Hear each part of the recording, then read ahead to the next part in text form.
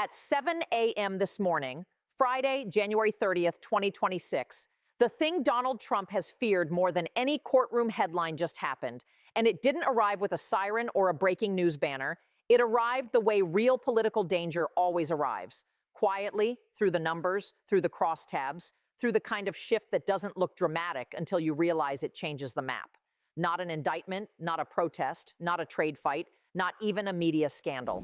Florida moved, and Florida doesn't move unless something underneath it breaks. This isn't just a swing state reacting to a headline. This is the fortress of the modern Republican coalition flashing an alarm that says the foundation is cracking. And the reason this matters more than almost anything else is simple. If Florida breaks for Trump, everything breaks for Trump. Because Florida isn't just electoral votes. It's the mythology. It's the sanctuary. It's the place where he believes he can always retreat and still be treated like the center of gravity. And here's the part that makes this genuinely dangerous for him. The most alarming detail isn't the top-line number, it's the who. Because the coalition that built the Trump dynasty is fracturing in real time, not in theoretical terms, not in pundit debates, but in the one place politics becomes tangible. The voter blocs that deliver victories with discipline. Seniors who vote like clockwork are peeling away, not by a point or two, but by enough to flip entire counties. Key Latino blocs that once functioned as the firewall in Miami-Dade are turning, not because they suddenly fell in love with Democrats, but because the real-world consequences of instability are landing on their businesses and their families. And suburban women in the swing counties along the I-4 corridor, the voters who don't want a revolution, they want their life to feel normal, are not wavering. They are leaving, and once that bloc leaves, you don't win Florida with rallies and slogans. You win Florida by restoring the sense that the system isn't spinning out of control. So in this emergency broadcast, we're going to connect the dots the way most political coverage refuses to, because you can't understand what's happening in Florida as culture or tribe anymore. You have to understand it as survival, as math, as household balance sheets, as fear of losing the one thing older Floridians treat as sacred, stability in their homes. We're going to break down the shock poll that signals a potential end to the Trump coalition in Florida. We're going to explain the insurance chain reaction that's pushing homeowners into panic mode. And we're going to talk about the silence from the governor's mansion, because Ron DeSantis is not rushing in to save Trump. He's watching, calculating, and letting the fire spread. And in politics, silence is rarely absence. It's often strategy. Now let's get precise, because precision is where the story becomes real. A new statewide poll of likely voters in Florida, a large sample and a tight margin, shows a head-to-head that should make any incumbent feel the floor tilt. The numbers are brutal. Trump at 44%, a generic Democrat at 48%, with 8% undecided. Those are not tight numbers in the way campaigns like to spin them. Those are warning numbers because they imply two catastrophic realities at the same time. Independents are not merely drifting, they are exiting.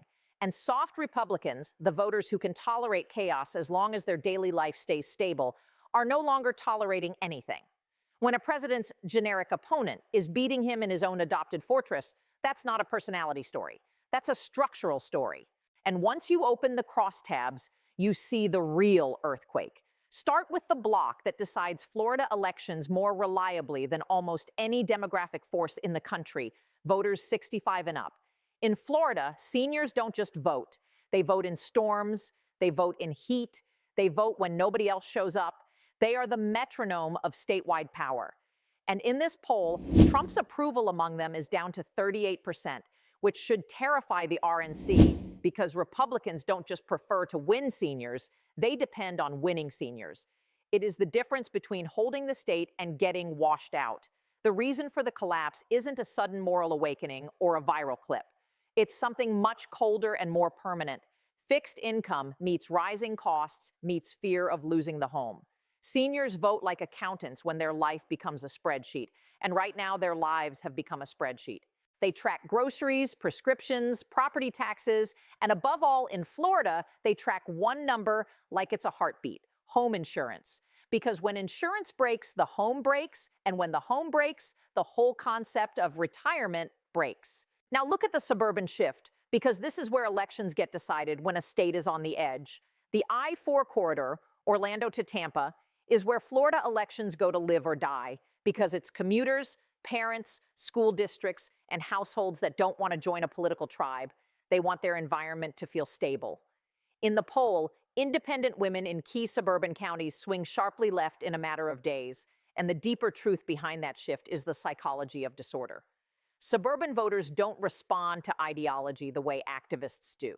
They respond to the sense that the country is becoming unpredictable, unsafe, and unserious. Once that feeling locks in, tax cuts don't save you, a rally doesn't save you, a speech doesn't save you, because their vote isn't for your theory of America. It's for their child's school pickup, their mortgage payment, their daily sense that institutions still behave like institutions. They vote like homeowners, and when homeowners feel chaos, they punish whoever is in charge. And then comes the fracture that breaks the entire Florida blueprint, the Latino firewall.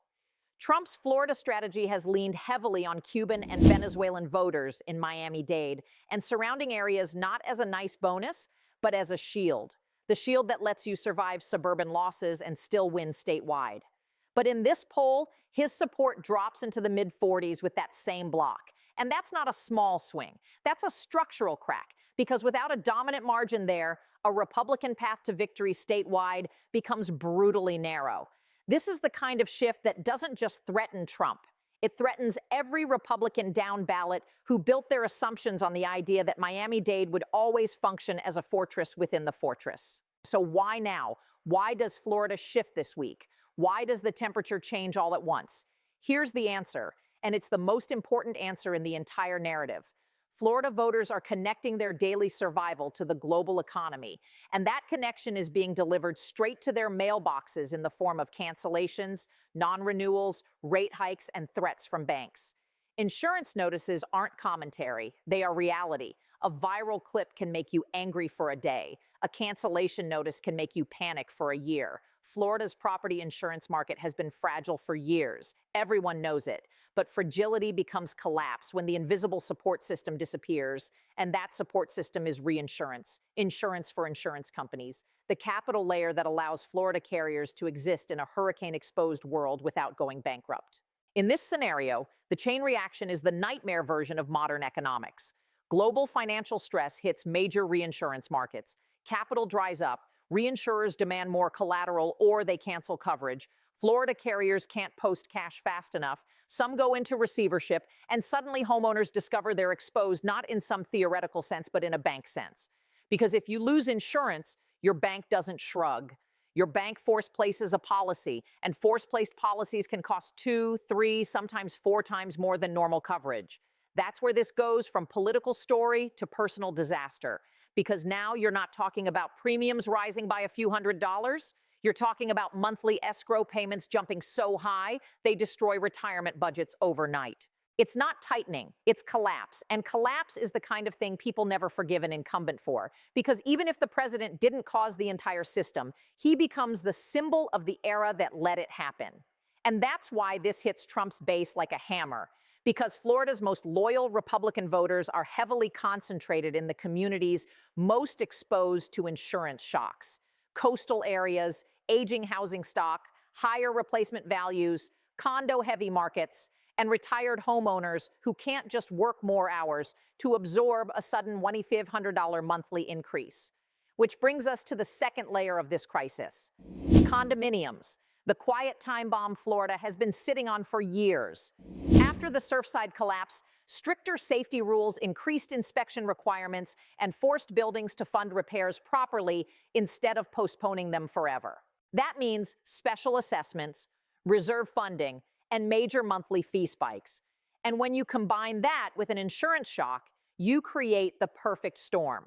Older residents on fixed incomes, buildings requiring expensive structural work, insurance costs exploding, HOAs passing special assessments, owners trying to sell into a market suddenly flooded with inventory, and prices gapping down, not gently drifting. When that happens, it becomes a wealth destruction event for exactly the voters who tend to treat politics like a loyalty oath. And those voters don't quietly drift away, they organize, they demand action, and if they don't get it, they punish. Now we reach the moment where this stops being Trump has a bad week and becomes the coalition could realign. Where is Ron DeSantis? Usually, when a president is bleeding in his home territory, the state's top Republican becomes the first responder, the public shield, the surrogate who changes the media cycle. But in this story, DeSantis isn't shielding, he's silent. And silence is not neutral. Silence is a signal that the party is calculating a future without you. DeSantis reads the same numbers. He understands the same math. And if Trump is becoming an anchor, the DeSantis machine has every incentive to let the anchor sink because it gives them the chance to present themselves as the competent alternative, the adult in the room, the person who fixes what the chaos broke. That's how parties split, not with speeches, but with incentives, with distance, with donors changing which calls they return, with local officials quietly scrubbing branding, with a political ecosystem preparing for a new center of gravity. And this is why Florida matters to Trump psychologically in a way no other state does. Florida isn't just electoral votes. It's sanctuary. It's the place where he believes rejection can't reach him. It's the home field where he imagines he can always retreat and still be celebrated. To be rejected by hostile territory is expected. To be rejected by your adopted home is betrayal. And betrayal is what triggers panic, because panic is what happens when you lose the belief that you can always survive your own chaos. If Florida, the state he thinks belongs to him, starts to treat him like an intruder, then what happens in Pennsylvania, Michigan, Arizona, Georgia? If you're down in Florida, you're not surviving the Midwest. And that's why this poll and this narrative isn't just a headline, it's a siren. Finally, you need to understand why a Florida shift spills into the national map and becomes a threat to the entire Republican structure. Aggressive congressional maps are designed to maximize seats under stable margins, but they have a weakness. They don't survive waves. A wave doesn't flip one seat, it flips several. It turns safe districts into battlegrounds and battlegrounds into losses. And suddenly, Florida isn't just threatening Trump, it's threatening the House, the donor network, the entire strategic blueprint. So what we're watching here isn't a personality collapse, it's a stability collapse, because when voters stop voting on identity and start voting on survival, coalitions don't wobble, they break. And when the firewall breaks, the map disappears. Subscribe, because if the legislature moves, if emergency measures appear, if the insurance market tightens again, Florida could turn from warning signal into full political rupture. And once the fortress starts taking water from the inside, the question stops being, can you spin it? And becomes, can you stop it? Because you can't tweet premiums down, you can't rally escrow payments away, and you can't culture war your way out of a cancellation notice. The numbers are moving, the blocks are shifting, and Florida, the place Trump thinks will always be his, is sending a message that sounds like the beginning of the end.